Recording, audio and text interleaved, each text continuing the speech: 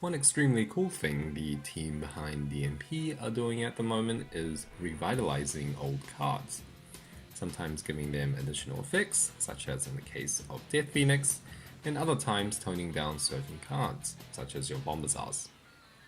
And of course, with the new set closer than ever, the 13 mana Invincible cards are finally back, with a huge change. They've currently teased Invincible Aura, which keeps the old add the top 3 cards of your deck into your shields, but now also until the start of your next turn, each of your shields get Shield Trigger. So imagine a Shield Trigger Balam, for example. But that's not all. Now if all your cards in your mana zone are light, so if you're running a mono light deck, the card now costs 9 mana. Obviously they took some note of my previous suggestions. So this segues nicely into today's deck, Cruel Naga.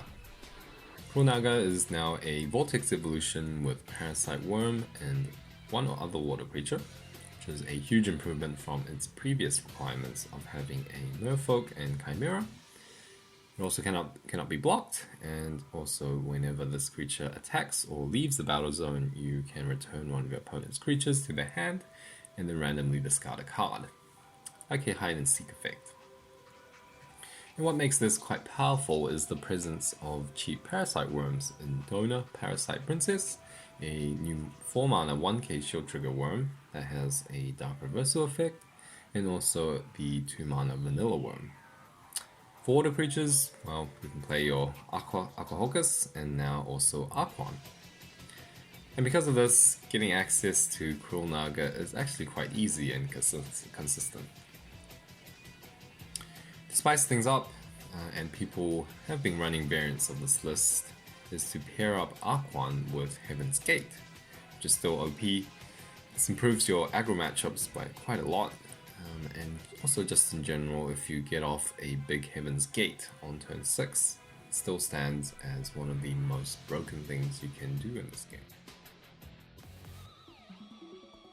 Quite important to charge your multi-civ cards first, as they might screw you over later on, and you might miss key timings on cards like your Aquan or even Cruel Naga.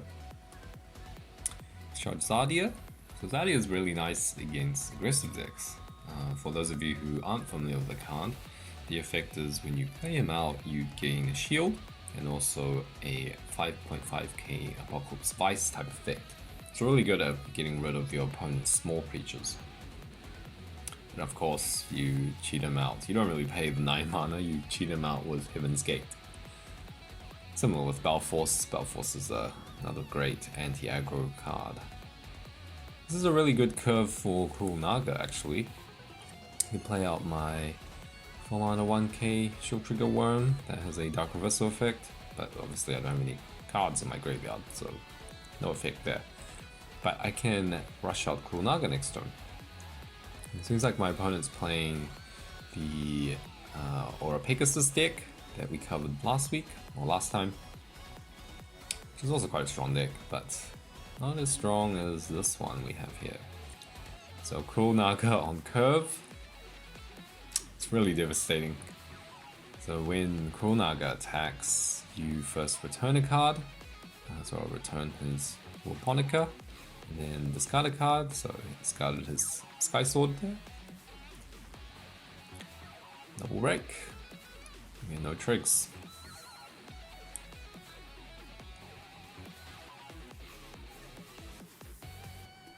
I don't think he can do much in this situation, so he just plays Corpse Charger to get his Sky Sword back and then get some more mana, but next I can just play out Heaven's Gate. Assuming I don't draw a multi-civ. Nice. So no multi-civ. I play out my Heaven's Gate. So instead of playing out Balforce for 8 mana, you play him out for 6 mana. You don't always have to play out Heaven's Gate on 2 cards. Sometimes one blocker, one gigantic blocker is already enough. No tricks for my opponent, unfortunately for him. And I guess that's it.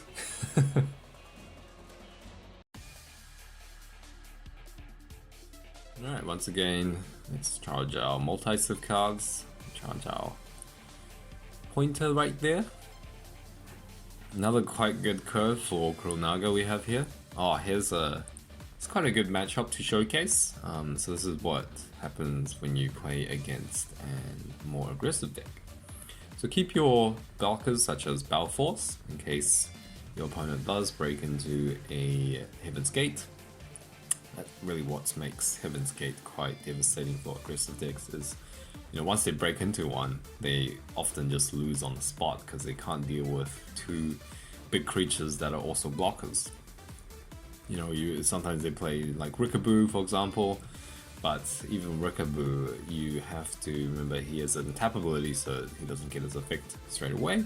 And often the case, you can just kill off Rickaboo once he does, say, destroy one of your blockers. Got my 2 Balforces here already, so if I can hit the 6 mana, I think the game is just about over. See what he does. Oh, okay, so he has some more speed attackers. There's Rickaboo, but I'm not too worried because I can just kill off his Rickaboo with my Alcoholcus. And especially if he, happen to break into a 6 mana shield trigger, for example. Damn, okay. Not quite lucky, but this game is still going quite well. So you just have to really survive this matchup until turn 6 and the game's over. Let's play out Charge Alcoholcus, I think. Yeah, I think I'll charge Alcoholcus instead of the Worm. This way I can play out both of my creatures here. And secure a Naga evolution next turn. Kill off his Rickaboo. So you can see already that this game isn't really going well for my opponent here. Even though he does have creatures that can get over my blockers.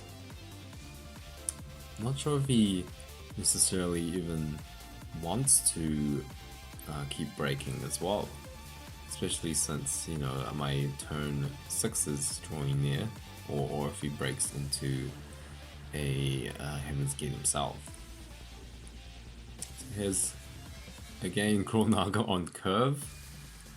And over here is quite nice. I can attack his creature and then return his other one. And his board is basically gone. The next turn I can curve right into Heaven's Gate.